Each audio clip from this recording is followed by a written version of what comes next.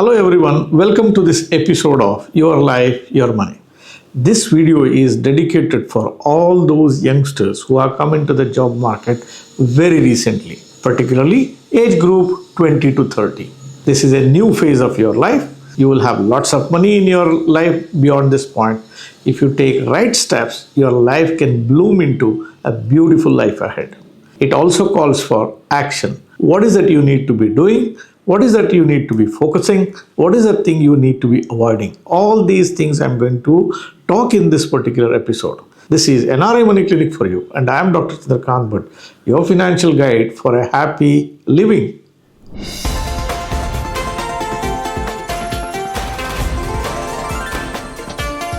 NRI Money Clinic. No hype, just the right advice. Are you an NRI living outside of India for more than 10 years? Have you dreamt of a retired life in India in a beautiful house and a lifestyle of your choice?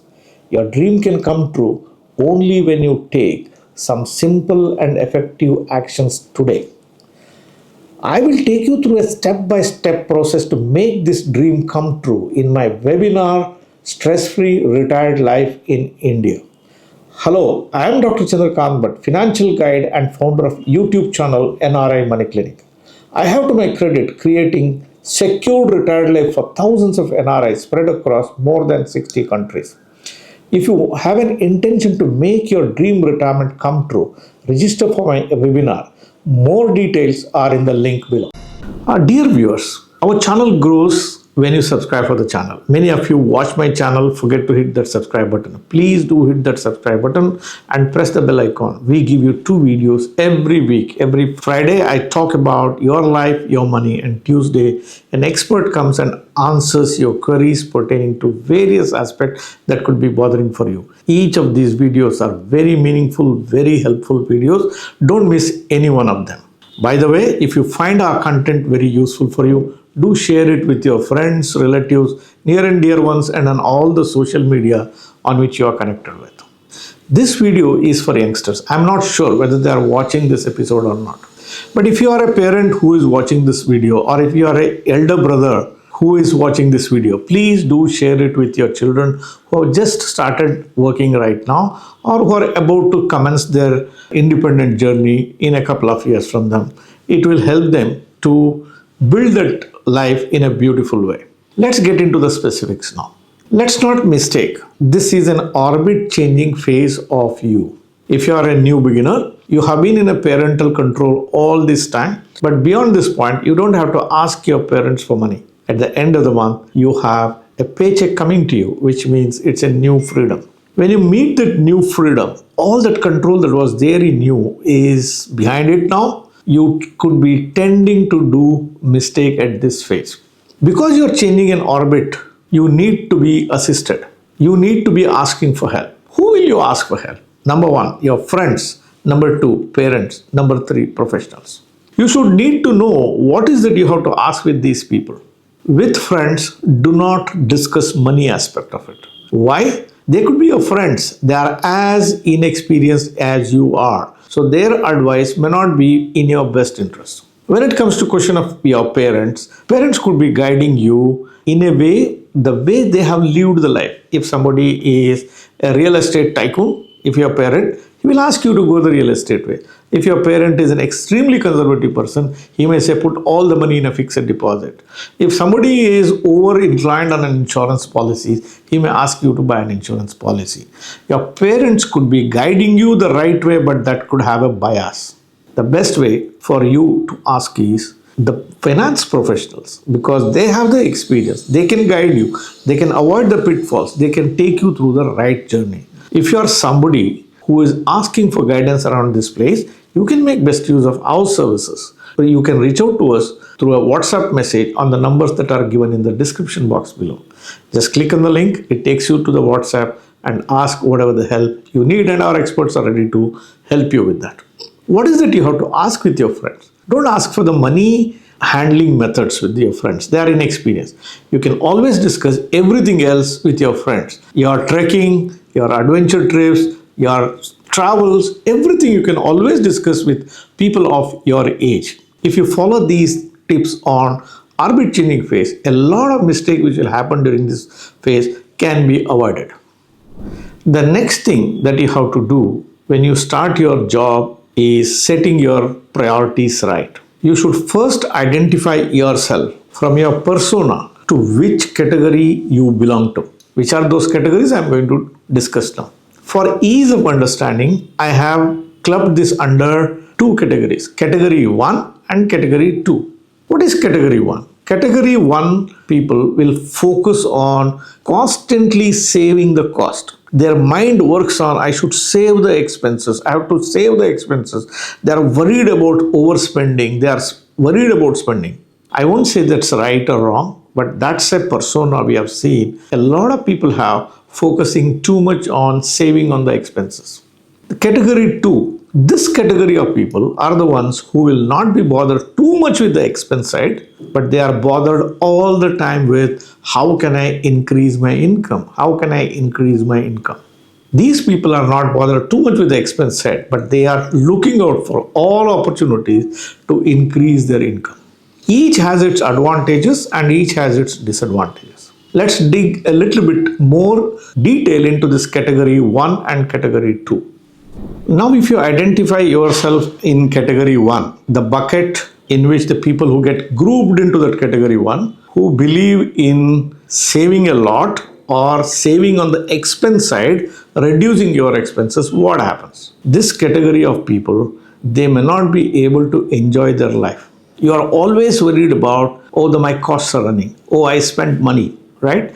Your life may get constricted all the time. Your ability to outsource things to other people will come down. So while there is nothing wrong in somebody trying to save on the cost, but if I have an overall look at this persona, their life will become constricted. People may say that he is a very, a miser. He doesn't spend anything. He always worries about it. He doesn't enjoy the beautiful side of the life. This is what's going to happen. If you believe in that category, there is a need for you to warm up a little bit and think about the other category of people who are wanting to have more earnings in their life, more income in their life, not worrying too much about saving on the expense side. I'm not telling that you should do wasteful expenses, but worrying too much about expenses and doing wasteful expenses are two different things.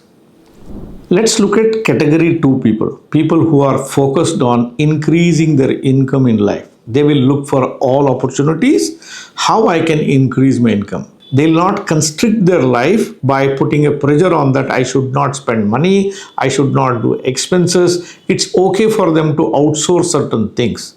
They will always focus, what can I earn by adding that one extra hour in an activity which can result better income for me, instead of using the same activity for something which can save them a lot of money. Such category of people develop very well in their life. They are able to enjoy their life. They are not somebody who are just casual with their expenses. It doesn't mean that they get into wasteful expenses. That's a personality different, but it's their focus. Should I have that one extra hour? Should I do the research to save money or should I do the research to increase my income?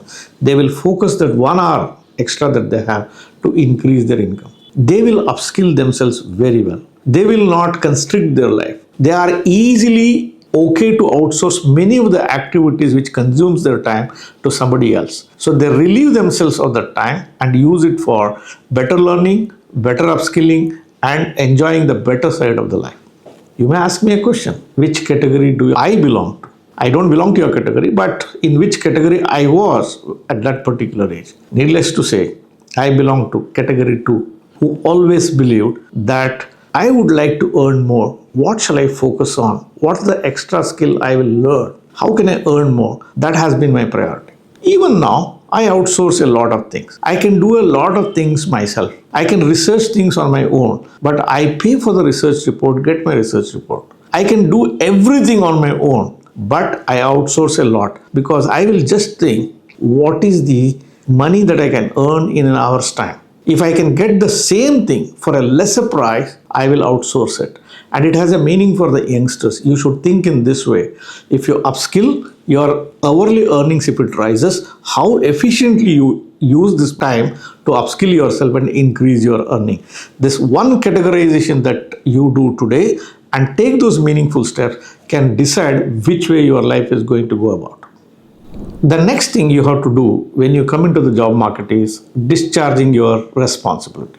What responsibilities you have? You're not married. What responsibilities you have? Your responsibilities are at two levels. Number one, if you have taken an education loan on yourself, or if your parents have taken an education loan for your studies, it becomes your responsibility to clear that loan on your own. Don't expect your parents to clear this loan. You do not know what their stage will be. Can they afford it? Can they not afford it? Have they put enough money in their retirement corpus? You do not know. Now you are single, you are earning a decent amount of money. You should voluntarily come forward to clear that education loan on your own. Likewise, if you do not have an education loan, this is a time you can take care of your parents. Probably you can gift a health insurance policy to your parent. Probably you can gift an annuity or a pension plan for your parents. You are just within 20-30. You are still not saddled with the family responsibilities. You will have decent amount of cash at this point of time.